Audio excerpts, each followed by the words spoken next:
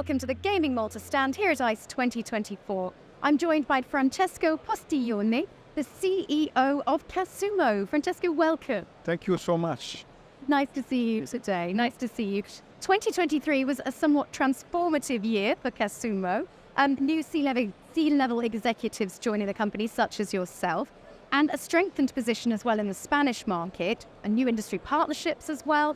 How has all of this change set Casumo up, do you think, for 2024? Yes, Casumo is undergoing through a deep transformation. We are completely shifting the culture of the company together with my management team. In 2023, I have replaced basically all my direct reports.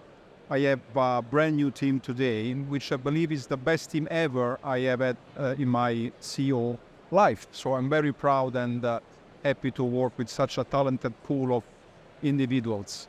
From an organization perspective, we are trying to completely redefine our strategic framework.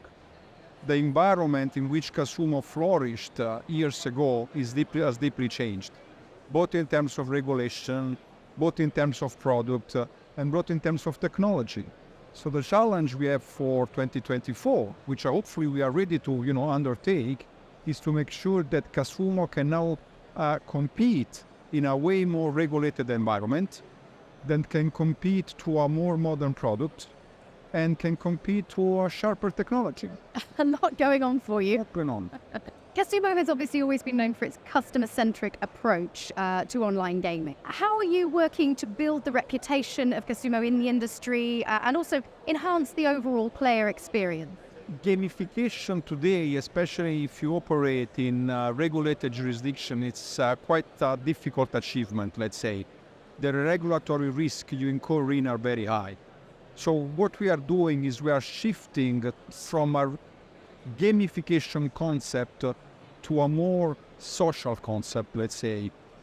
It's a work in progress, of course, but in our product vision, we strongly believe that being a social casino where players can share their experiences, can share their gaming moments, is going to be a very relevant factor in the success of our enterprise. So that's how you'd see gamification evolving, would you? Okay. In regulated jurisdictions, yes. Unregulated jurisdictions, well, you're free to do whatever you want. But, gamification is strictly correlated with incentives to bet, incentives to gambles, and the regulators don't want to see that. I understand this, so you need to do something different.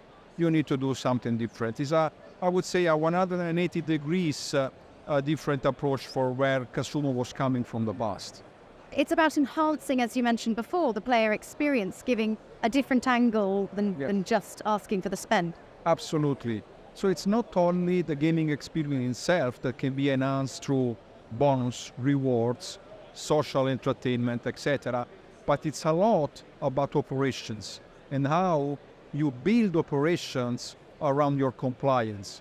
Because today, all the touch points of the players are around compliance, from the registration and KYC, from deposits and AML, source of wealth checks, withdrawals and source of wealth checks, etc.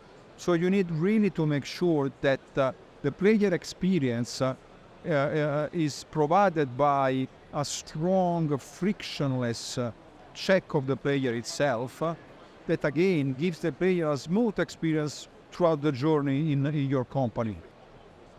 Fascinating insights there. Obviously, you've talked there about how you expect gamification to evolve. What can we anticipate from Casumo in the next year? Are there any other exciting developments on the horizon you can share with me? Of course. We are completely rebuilding our front end, which was, let's say, a little bit neglected in the past. I joined the company less than 1 year ago, and I believe that the weakest point of Casumo is the front end. So we are investing heavy in reshaping the casino lobby, the registration forms, the cashiers, whatever is related to the touch point of the players in our gaming experience. So this is the most important projects that we have in place for the next 9-12 months. And you may have heard that Gaming Malta have launched their Respect campaign, which is all about setting the records straight about the iGaming industry and basically busting those myths and really championing the facts about the industry that people may not know.